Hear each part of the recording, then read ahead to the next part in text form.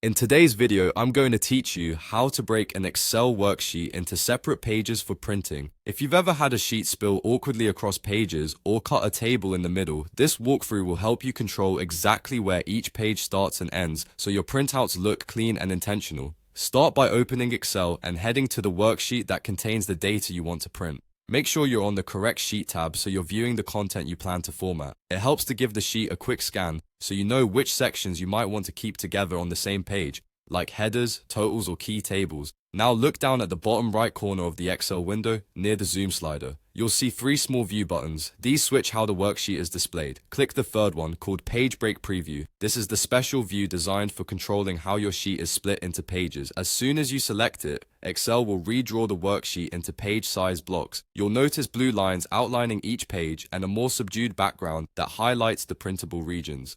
Those blue borders are your page breaks. Solid blue lines are ones you can adjust directly, and they show you exactly where one page will end and the next will begin. To customize the layout, click and drag the blue lines. Drag a vertical line left or right to include fewer or more columns on a page.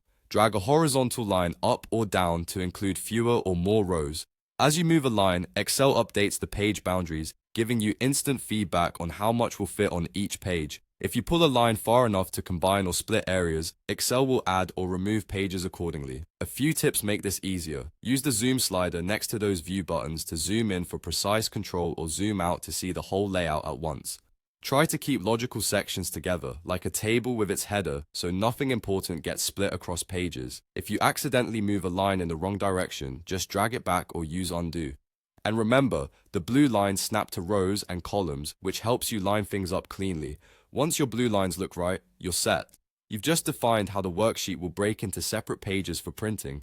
That's all there is to it. Open your sheet, switch to Page Break Preview, and drag the blue lines until each page contains exactly what you want.